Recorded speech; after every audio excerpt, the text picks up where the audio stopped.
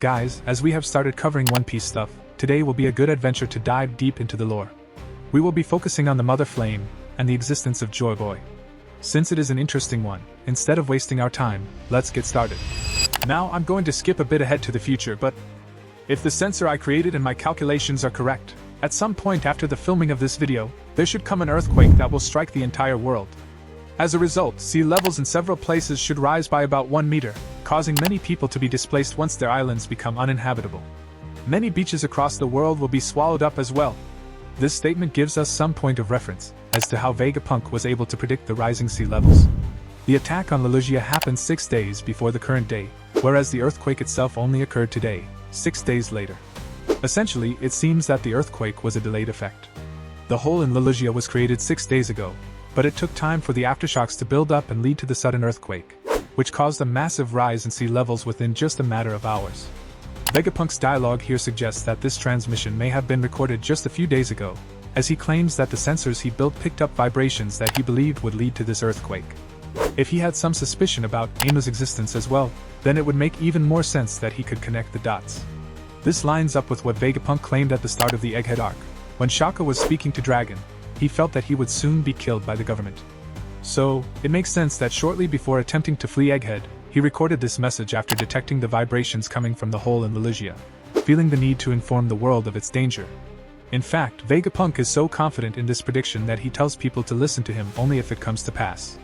Since it did, people across the world are now starting to believe his words, as he smartly takes advantage of this prediction to prove that he is telling the truth.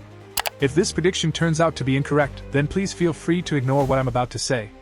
However, if I am, in fact, correct, then I would like you to listen to what I have to say. I am strongly confident in the fact that this phenomenon was, in fact, not a natural disaster. I have always wished for peace. However, that is the first of my 2 sins. I dreamed of eternal energy. But with a firm desire to advance the world towards its future, I flew too close to the sun. Through this speech, we also get to see the Mother Flame in person, the power source that fueled the ancient weapon used to destroy Lunarians. In this case, the Mother Flame is depicted as a literal flame contained within a massive tank, which has been referred to as the power plant, or based on its kanji reading, a fusion reactor. So undying is this flame that it is actually floating in the middle of the water itself, likely boiling it to generate electricity, much like a nuclear reactor. What is most tantalizing, however, is the writing on the tank itself. At the top, there is the label, S108. Given that the Seraphim have a similar naming convention with S- preceding their names, this could suggest a connection between the Mother Flame and the flames of the Seraphim and Lunarians, something we will touch on shortly. For what it's worth, 108 is a highly symbolic number in Japanese culture, representing the number of earthly temptations in Buddhism that humans must overcome.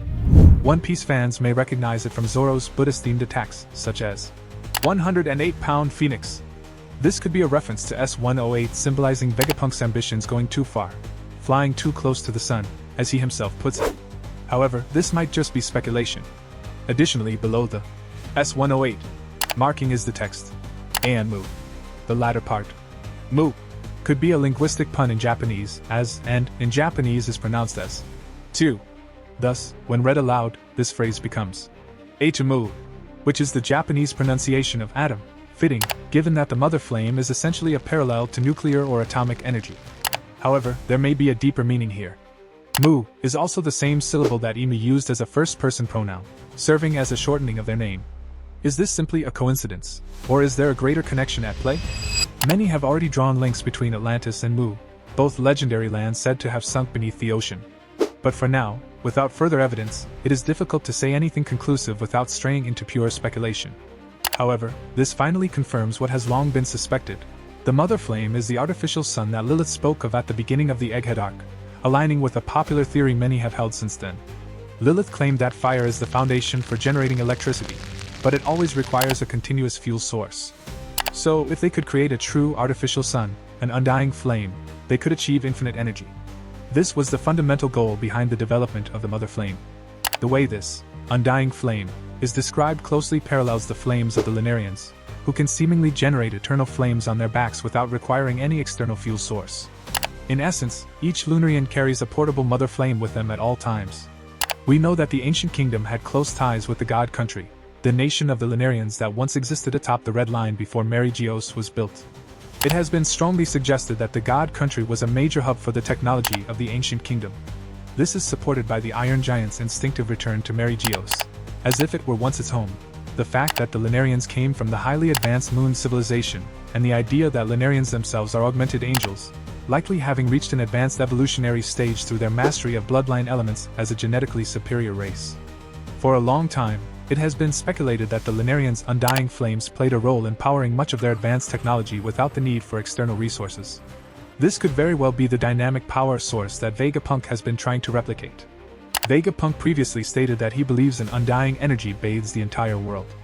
At the same time, he claims that the source of eternal energy is the sun, or, at the very least, the ability to create an artificial sun. From this perspective, it makes perfect sense that the infinite power source Vegapunk has been searching for is, in fact, the sun itself. If there were a way to efficiently harness solar energy, there might no longer be a need for conventional fuel sources. Alternatively, the mother flame could be a replication of the nuclear fusion that occurs within the sun, just as modern nuclear energy seeks to mimic the fusion reactions that take place at the heart of the sun. Now, it is time to focus on Joyboy. First, we need to talk about the century that lasted from 900 to 800 years ago. However, the truth is that this period of history has been completely erased. This is what is known as the Void Century, a time in which all records have been wiped from existence.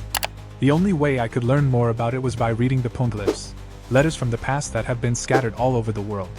But within this history, there exists a tale. In other words, I have only come to understand an incomplete version of this century's story. As much as I would like to fill in the gaps with speculation, I will only state what I know for a fact. The main character of this tale was someone who was born 900 years ago in a kingdom with an incredibly advanced civilization. It was said that he could fight by stretching his body, much like sun god Nika, a figure from cultures such as Elbaf. His name was Joyboy, and he was the first man in this sea to call himself a pirate. Now, the fascinating thing here is that Vegapunk refers to the history of the Void Century as holding a certain tale. The word used here is monogatari, which in Japanese means a story or a tale, much like that of a book. More importantly, Vegapunk refers to Joyboy as the Shujinko, a term meaning main character or protagonist of this tale. This is a huge deal because, as we've discussed multiple times before, we now know that Nika was never a real person. Rather, as Kuma and Saturn described, Nika was merely a fictional superhero, a figure who existed only in legendary stories.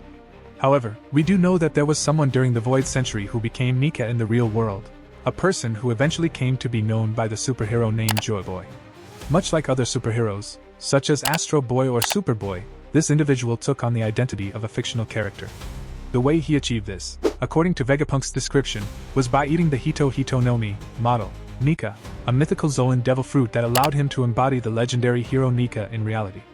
So while Nika was merely a fictional figure, a superhero who could stretch his body, a real person of unknown name ate this devil fruit and became the living superhero Joyboy.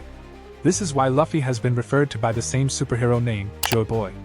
Since the Void Century, Luffy is the first person to have eaten this fruit and awakened it, thus embodying Nika himself once more.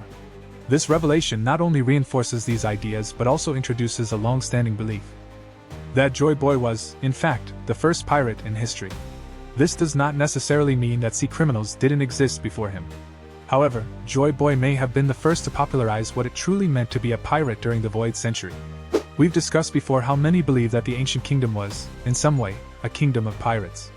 Queen Lily spoke of raising the flag of the dawn, a phrase that evokes the image of a pirate flag against a mysterious, unknown force. Interestingly, Japanese fans have pointed out that the grammar of Lily's message could be interpreted as, "The poneglyphs must be protected. Bear the flag of the dawn against this sinking world." This interpretation makes even more sense now. If the ancient kingdom was not just a monarchy, but rather something more like a pirate crew, then it may have been a nation of pirates that sought to liberate the world and make all people equal. Rather than sailing the seas to steal and plunder, these pirates may have opposed the oppressive human kingdoms that monopolized power and enslaved their people. During the Void Century, the suffering was so great that people desperately clung to the legend of Nika, a cartoonish, fictional figure they venerated as a god. These people yearned for even the smallest glimmer of joy, a feeling that the stories of Nika gave them, even if only in fiction. And from the dreams and hopes of these people, the Hito Hito no Mi model, Nika came into existence. A certain man eventually ate this mythical fruit, becoming the real-life superhero Joyboy, the embodiment of the legendary Nika. Now, that was supposedly a lot to take in. This will be the end of this video, and we will see you at the next one. Until then, stay tuned.